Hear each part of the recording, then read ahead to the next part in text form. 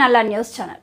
మనిషి తన సహజ స్వభావాన్ని వీడటం ద్వారా అనుకున్న లక్ష్యాలను చేరుకోలేరని కంది ఇస్కాన్ టెంపుల్ అక్షయ పాత్ర బాధ్యులు శ్రీ విభూషణ్ ప్రభు ఉపదేశించారు. సహజ సిద్ధమైన స్వభావం కలిగిన పశుపక్షాదులు ప్రకృతికి అనుగుణంగా జీవిస్తాయని, మేధస్సు విజ్ఞానం కలిగిన మానవాళి ప్రకృతికి విరుద్ధంగా నడుచుకోవడం పట్ల ఆయన ఆవేదన వెలుబుచ్చారు. 147వ హరే కృష్ణ నగర సంకీర్తన స్థానిక హమాలి కాలనీలోని పెద్దమ్మ ఆలయంలో ఆదివారం అట్టహాసంగా జరిగింది. ఈ సందర్భంగా ఏర్పాటైన సత్సంగ సమావేశంలో ఆయన అనుగ్రహ భాషణం చేశారు.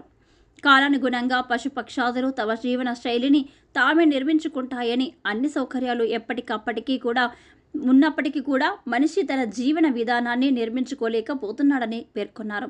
క్షత్రియుడిగా ఉండి కూడా అర్జునుడు యుద్ధానికి సిద్ధం కాకపోవడంతోనే శ్రీకృష్ణుడు భగవద్గీత ఉపదేశాలిచ్చి వచ్చిందని తెలిపారు.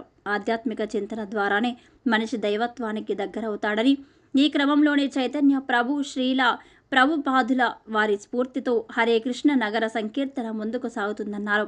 ఈ సందర్భంగా జన్మదినం జరుపుకుంటున్న భక్తులకు ఆశీర్వచనాలు అందజేస్తూనే పలు జంటలకు వివాహ వార్షికోత్సవ శుభాకాంక్షలు తెలియజేశారు. అంతకుముందు వందలాది కృష్ణ భక్తులు హమాలి కాలనీ వీధుల్లో శోభయాత్ర నిర్వహించి కృష్ణ కీర్తనలు ఆలపిస్తూ భక్తి పరవశంలో మునిగిపోయారు. జయ జయ గోపాల జయ జయ